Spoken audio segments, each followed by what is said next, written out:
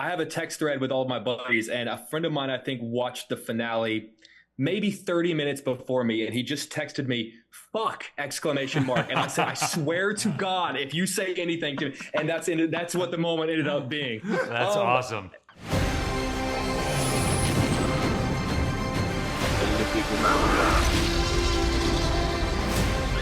Where we're going, we don't need roads. Guys, an honor to see you both again. I always tell you I am so genuinely obsessed with this show. So seriously, thank you for taking the time. I appreciate you. Nice Thank to see you, you. man. I'm going to start with, this might be a weird question, but I so love the experience of the twists and the turns and the cliffhangers that come with this show.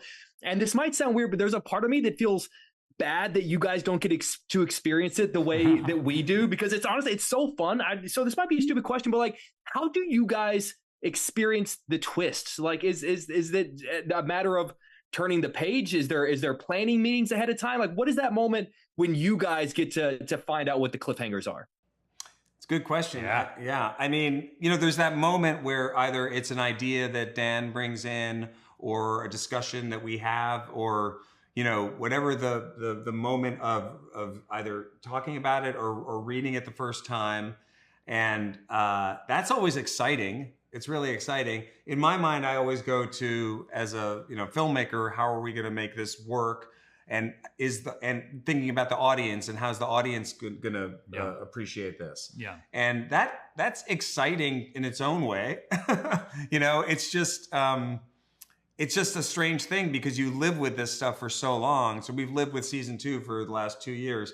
So, you get so used to it in a way that, you don't have that experience, and it's really fun to experience it through other people also, I have to say. Yeah, I agree. When we were shooting season 1 and we were shooting the finale, and the moment when I walk by Patricia's character and call her the wrong name, when we were making it, I remember going to Ben and Patricia and just being like, if they're with us, this is going to be so fun, this moment right here.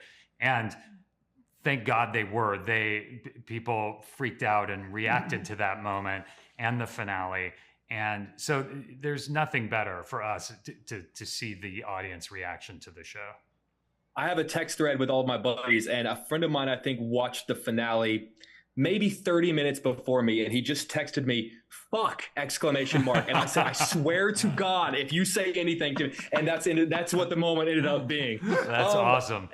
This is a question that I don't even know if you guys can answer, but whenever there is any kind of a series, I was a huge fan of Lost, and you start thinking about like, well, where is it going? What is the big sort of, I'm always curious as to what point the people involved get to know what the ending is. I think around season 3 of Lost, they started knowing what it was. By any point, do you guys know what the ending of this show is going to be?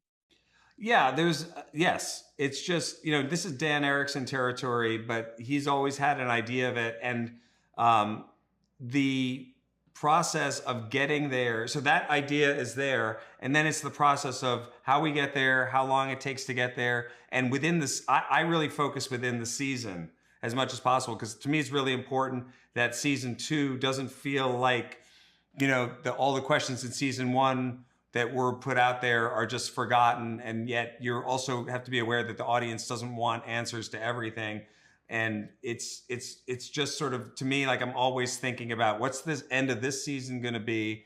There's this greater sort of, destination we have, but I'm hoping that the end of season 2 is going to be hopefully really exciting for people too. Adam, do you know it as well? Yeah.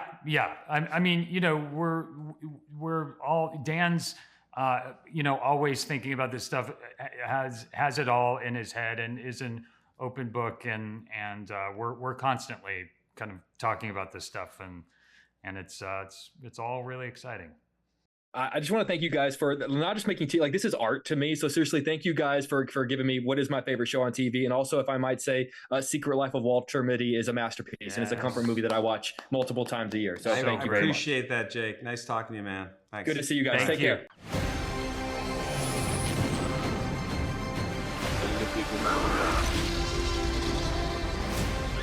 Where we're going, we don't need roads.